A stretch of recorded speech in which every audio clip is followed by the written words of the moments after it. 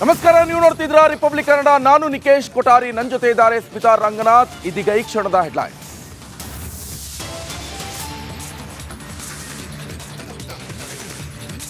ಎಲ್ಲಿ ನಮ್ಮ ಮಂತ್ರಿ ಇದಾರಲ್ಲ, ಎಲ್ಲಿ ಮಂತ್ರಿ ಅಂತ 100 ಜನ ಸಂಜಯ್ ಪಾಟೀಲ್ನ ಅರಗಿಸ್ಕೊಳ್ಳೋ ಶಕ್ತಿ ಆಕೆಗಿದೆ. ಕಾಂಗ್ರೆಸ್ ಬಿಜೆಪಿ ನಡುವೆ ಪೆಗ್ ವಾರ್. ನಾನು ಎನರ್ಜಿ ಡ್ರಿಂಕ್ ಬಗ್ಗೆ ಹೇಳಿದ್ದು, ಸಂಜಯ್ ಪಾಟೀಲ್ ಏಟು. ನಮ್ಮ ಮಂತ್ರಿ ತುಂಬಾ ಸ್ಟ್ರಾಂಗು, ಡಿಕೆಶಿ ತಿರುಗೇಟು. ಒಬ್ಬ ದಾರಿ ತಪ್ಪಿದ ಮಗ ಗ್ಯಾರಂಟಿಗಳಿಂದ ನಮ್ಮ ರಾಜ್ಯದ ಹೆಣ್ಣುಮಕ್ಕಳು ದಾರಿ ತಪ್ಪಿದ್ದಾರೆ ಅಂತ ಹೇಳಿದ್ದಾರೆ ಕುಮಾರಸ್ವಾಮಿ ಅವರು. HD ಕುಮಾರಸ್ವಾಮಿ ಒಬ್ಬ ದಾರಿ ತಪ್ಪಿದ ಮಗ. ಈ ಚುನಾವಣೆಯಲ್ಲಿ ಸರಿಯಾದ ಮಗ ಯಾರು? ಕುಮಾರಸ್ವಾಮಿ ವಿರುದ್ಧ ನಟ ಪ್ರಕಾಶ್ ರಾಜ್ ವಾಗ್ದಾಳಿ.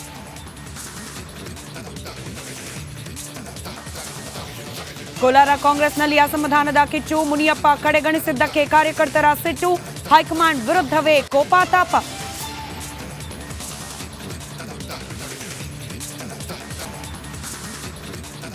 ಕಾರವಾರದಲ್ಲಿ ಮೊಳಗಿದ MES ಕೂಗು. ಮಹಾರಾಷ್ಟ್ರಕ್ಕೆ ಭಾಲ್ಕಿ, ನಿಪ್ಪಾಣಿ ಸೇರಿಸುವಂತೆ ಮೊಂಡಾಟ.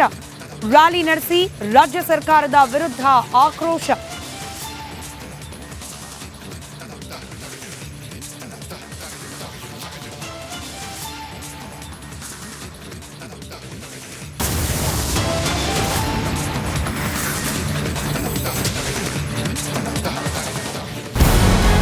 ನಮಸ್ಕಾರ, ಕರ್ನಾಟಕ ಪ್ರೈಮ್ ಟೈಮ್ಗೆ ಸ್ವಾಗತ. ನಾನು ಜಯಪ್ರಕಾಶ್ ಶೆಟ್ಟಿ. ಇಡೀ ಕರ್ನಾಡು ಇವತ್ತು ರೆಬೆಲ್ ಆಗಿ ನಿಂತಿದೆ.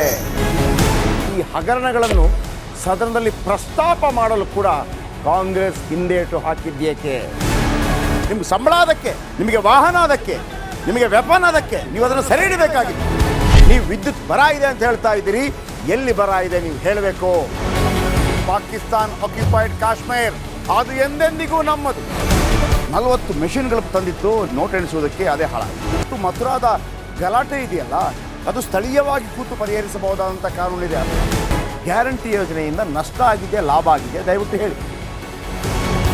Dawood Ibrahim most wanted criminal ಯಾವಾಗಾದ ಅಂದರೆ ಇಲ್ಲಿ ತನಕ ಭಾರತ ದೇಶದಲ್ಲಿ ಓರ್ವ ದಲಿತ ಪ್ರಧಾನಿಯಾದಂಥ ಇತಿಹಾಸವೇ ಇಲ್ಲ.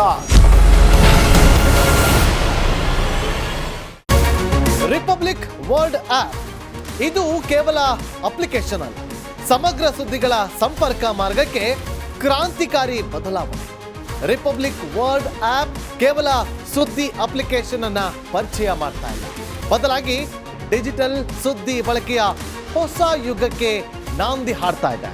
ಇದೊಂದು ಬ್ರೇಕಿಂಗ್ ನ್ಯೂಸ್, ಪ್ರಭಾವಶಾಲಿ ಕಾರ್ಯಕ್ರಮಗಳಿಗೆ ಗಟ್ಟಿಯಾದ ವೇದಿಕೆ. ರಿಪಬ್ಲಿಕ್ ವರ್ಲ್ಡ್ ಅಪ್ಲಿಕೇಶನ್ ಈಗ ಲೈವ್ ಆಗಿದೆ. ಗೂಗಲ್ ಪ್ಲೇ ಸ್ಟೋರ್ ಮತ್ತು ಆಪಲ್ ಆಪ್ ಸ್ಟೋರ್ ಎರಡರಲ್ಲೂ ಲಭ್ಯವಿದೆ. ಈಗಲೇ ಡೌನ್ಲೋಡ್ ಮಾಡಿ.